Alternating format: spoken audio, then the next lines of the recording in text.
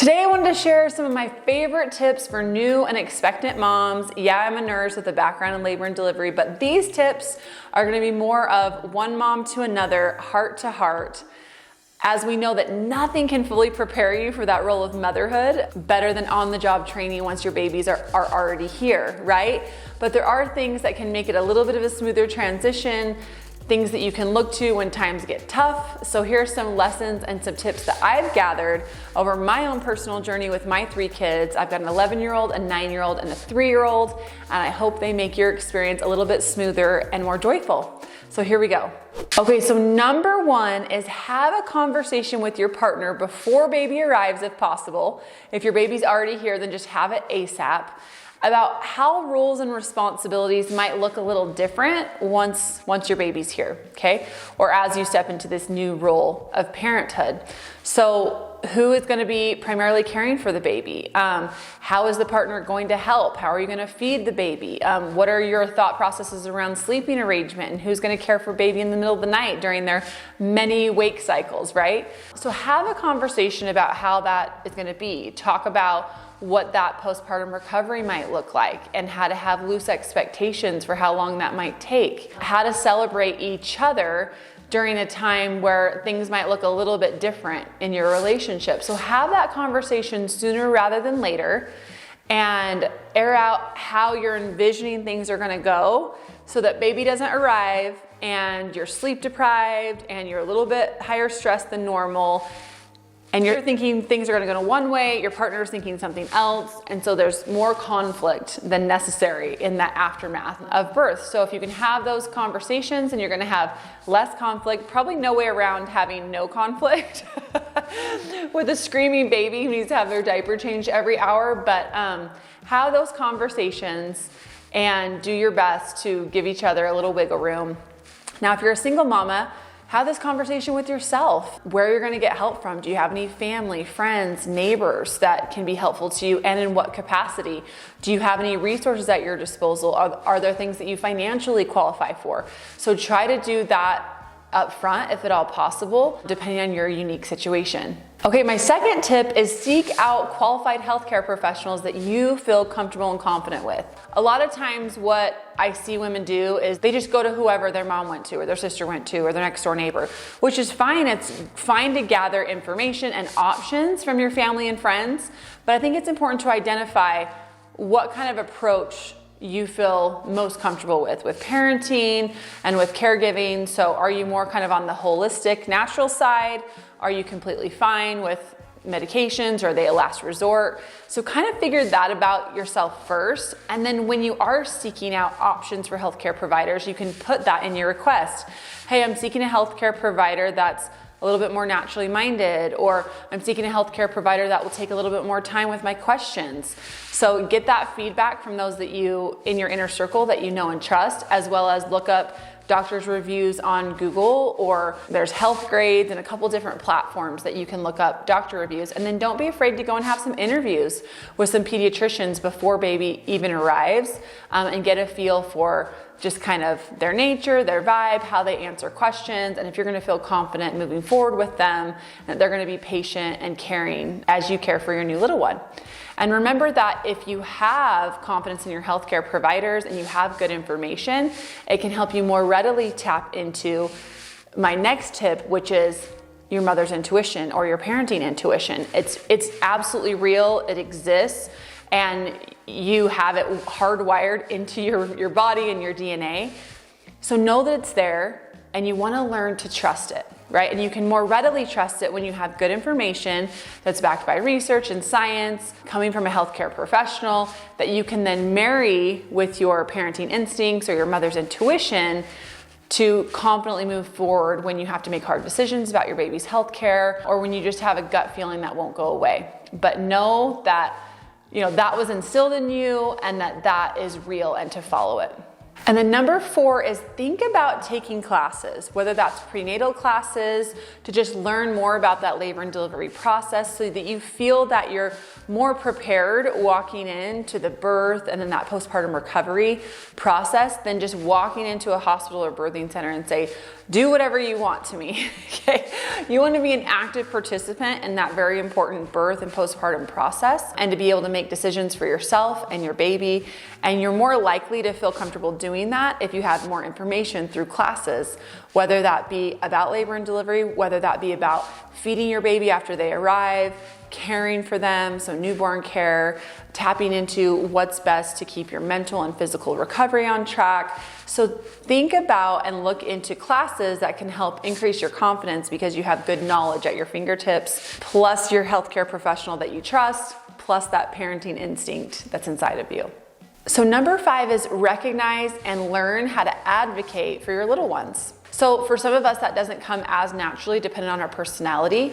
So know that you're going to need to do that in maybe different forms. You maybe need to communicate with the doctor's office in written email. You may need to take a birth plan, a written birth plan to the hospital. You may need to speak up in the moment if someone is trying to administer something to your kid or do a certain procedure that you're not comfortable with. Maybe it's not that it's not the right thing, but you need to know more about it before you can make a decision. So know that advocating is a really important part. And so practice doing it in whatever capacity you can before baby arrives. Baby's already here. Start to speak up a little bit more. And if you don't feel comfortable with something, you can always change healthcare providers, change facilities, get a second opinion. All those things are at your disposal. You're not stuck in any specific doctor's office or situation. Number 6 is take care of you. The number one way you can take care of your kids is by taking care of yourself, physically and mentally. So everybody has a different journey and a different curve of learning to get where they want to go. But be consistently working towards wellness for yourself. So doing your best to eat right, to exercise at whatever level that means for you right now, as well as monitoring your mental health and understanding that it's just as important of a component as your physical health, okay? So you might want to talk with your provider, your partner, of signs to look for things like postpartum depression, or just when your mental health is suffering, so that you can get more help through therapy, through your primary healthcare provider, and different resources that are at your disposal within your community. So remember that taking care of you isn't selfish. It's actually the number one thing you can do to make sure that your kids are healthy and they thrive as well. Also, I've noticed in my own family, when my kids see me engaging in healthy behaviors, or they see that exercise is an important component of my day, without even talking or verbalizing that to them, they start to engage in that behavior as well. So remember how important modeling is. So if you want your kids to have healthy habits, make sure to model those healthy habits for them. Okay, so tip number 7 is do what you can to find community. As you go through this new experience of motherhood, parenthood, it can feel really lonely, right? You just made another person. You're truly never alone again. But it can feel really lonely, right? Because it's hard. It tends to feel a little bit lighter when we can find community, and there's different ways to do that. I mentioned earlier to take classes. A lot of times when people are in childbirth classes, they really build community and camaraderie with the people in the classes with them. And they'll even meet up for coffee dates or at the park, well beyond when the baby is born and even years later. So that's why classes can be another really cool way to meet people who are going through the same things you are. And also, how about in your neighborhood or on your street? Are there any other young parents that you could do those same activities with or lean on if you need help or an encouraging word? You may live in an area where it's really difficult to meet up with people in person, so then try to find an online forum, okay? Try to find an online forum, whether that be through Facebook or different parenting apps, that can really help you find other people who are at the same stage that you are in parenting. Their children are similar ages, that you can bounce ideas off of each other, you can get advice, or just that encouraging word like I mentioned. And the other thing with finding community, if you can't find one, maybe you think about building one. So you start something in your neighborhood, you start something online that's going to give you that sense of community because you can't find what you're looking for. And that's a great way to go about it as well.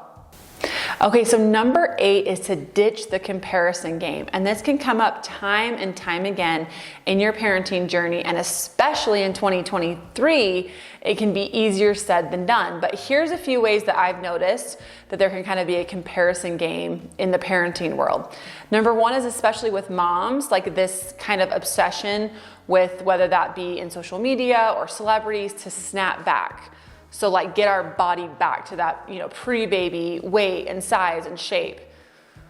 Newsflash, your body is never gonna be exactly the same. We don't want it to be. It went through something very beautiful to create another life and to get them here. So it doesn't mean it's worse than before, it just means it's gonna be different. And whatever your best you looks like, you're gonna be on your own timeline to get there.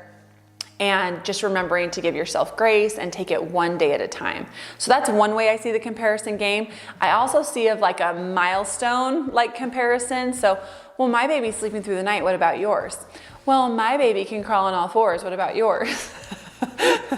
Well, my baby can eat solid food. What about like just this whole thing? And I've overheard these conversations over and over again. And I just have to laugh because half the time they're half truths because we know that 10-day-old babies aren't sleeping 12 hours at night, and half the time it is so tailored to your baby and their growth patterns and their development, right? And we don't want each kid to be exactly the same and to walk on the exact same day. It's not gonna happen because even though we're kind of biologically similar, we're all so unique. And those, in my mind, those differences should be celebrated. So try not to get caught up in that. And if you hear other people, just smile and nod and go on your merry way, trusting that you are watching your baby develop in front of your eyes. You have a trusted healthcare provider that's going to alert you to anything that's going on. So we don't need to compare milestones against each other. The other way I see this is, oh my gosh, she has it all, or they have it all because they have their kids and they have a thriving career and, their body looks a certain way. I challenge you to really get clear about what it means to you of having it all, okay? The world wants to tell us that it's having 2.2 kids and having millions of dollars and having this certain house and all these kind of things. But for me, I think that success and having it all can mean different things to different people. So map that out and make sure that it feels true to you and don't feel like you need to compare that to someone else. Okay, so number 9 is, for heaven's sake, give yourself grace. Okay?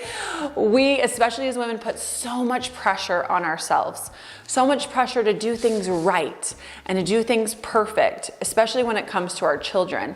None of us are perfect and we're never gonna get it perfect, but know that you are doing things right. If you can lay your head on the pillow at night, know that your kid is happy and that they're fed and that they're safe, then know that, yeah, you're not doing it perfectly, but you're doing it right for them. And the more that we can be human in front of our children and even apologize when we lose it and remind them that we love them unconditionally. And there are gonna be times when we mess up. There are gonna be times where we need a do-over. But giving ourselves grace and not feeling like we have to do everything at once and we have to be this perfect image that was in our head. A lot of times what we had planned for ourselves isn't as good as what ends up actually happening if we can trust in the process, put one foot in front of the other, and give ourselves a little grace along the way. So that's a big one. I know I definitely need that every day as a mom of 3.